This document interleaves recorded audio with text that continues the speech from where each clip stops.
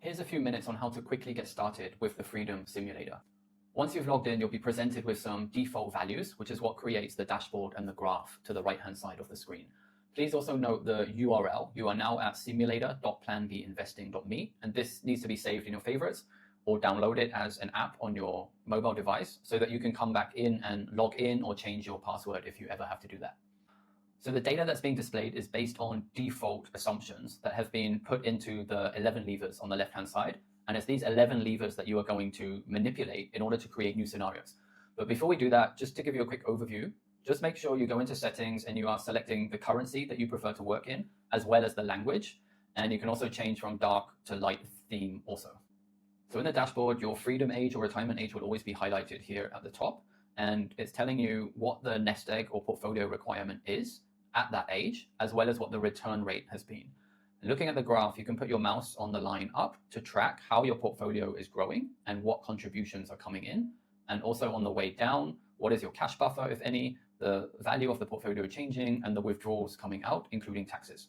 If you want to, you can also check out the math that's being calculated. We're trying to be very transparent with everything that the simulator is doing. And if you click on full methodology, it will tell you the full methodology for every single calculation that is being used. Okay, and right below this, you'll begin to see ways to close the gap. We always highlight one or two options here if relevant. What close the gap means is, let's say you probably don't want to retire at age 86, and you may have entered in your desired freedom age. The default here was 68. So if I move this up or down, you'll see closing the gap will change. So at 68, I think we had, the gap is 18 years. And here's just a very quick option. So I could say, okay, I'm going to increase my contributions to 3,100 instead of the 500 I currently have in here. Here are the contributions. 6,000 per year is $500 per month. If I go and hit that, it's going to close the gap for me. So it's already told me what I need to do to reach my desired freedom age. But that's what we're going to do with all of the levers. It's just presenting you that option there very quickly. And now let's go and see scenarios, because once you've saved a few scenarios, you'll be able to load different ones, jump back and forth, and start comparing them. So once you have a scenario in place, just come in here, give it a name, hit save, and it will get added to the list below. If you ever want to go and edit them, you just go in, overwrite, play with your scenarios, and save it again. Once that's done, you're able to load different scenarios and then even compare them, right? So I can use the down arrows here to select whichever one I want. Let's take my default with my optimized freedom age, like what I just did, and I can see which variables we changed and what the main differences were. So I went from having 6K annually invested to 12K, and the return rate from 6% to 9%. That's what helped me move my freedom age earlier. And if you want to have a bit of fun, we encourage you to upload a selfie. This one.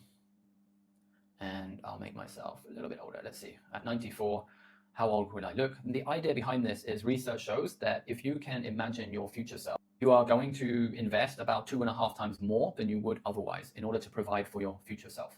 And then, of course, for the scenario you are currently on, if you just hit the export button, that will send that out as a lovely PDF. So you'll get a PDF like this that shows all of the variables that you had selected for that scenario, gives you your chart, as well as all of the compounding and withdrawal data that was entered. Now, if I want to go back to my original settings, I just click on clear all data at the bottom here. And now I'm back at my default. So the first thing you'll want to do is just go through each lever individually and in order. Make sure your current age is correct. Put in a desired freedom age. This is what you're going to change a lot, so it doesn't really matter what you put in initially. And your fund until age. This could be less or it could be more. We like 100 as a default. And follow these eye icons. They are giving you explanation every step of the way what to do. So actually the platform is very intuitive. So just open the drop down arrow, and I would first use these simple options before going to advanced, okay? So a bunch of these have simple, but just run through all the simple options following the eye icon to understand what exactly to do.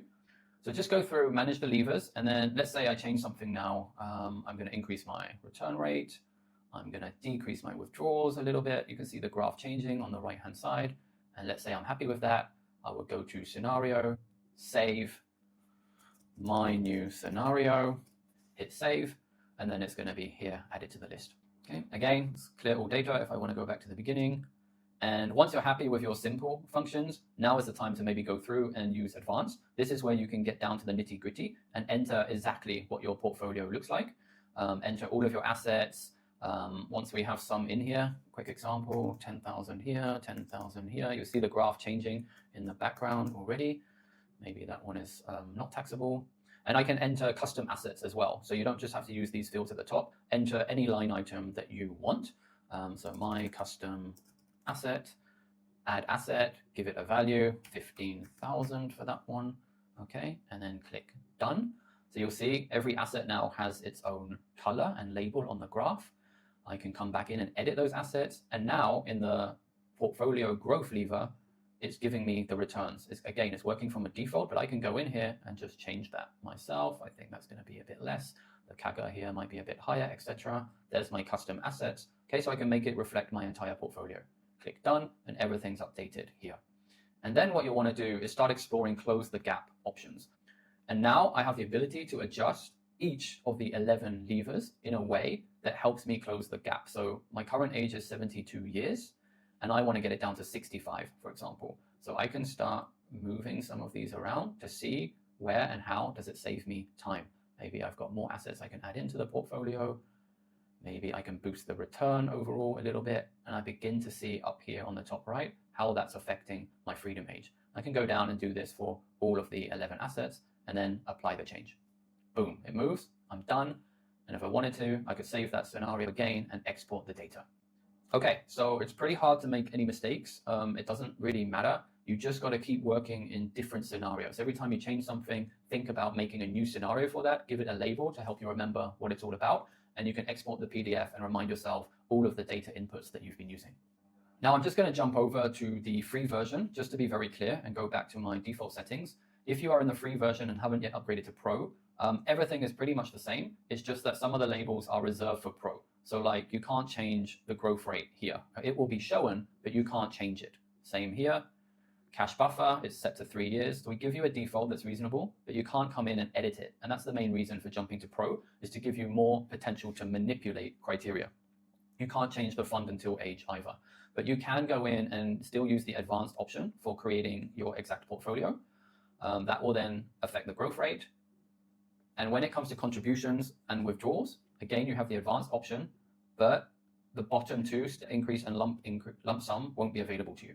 Again, here with withdrawals, advanced, add withdrawal, see the bottom two are blocked out. And that's another reason for going to Pro.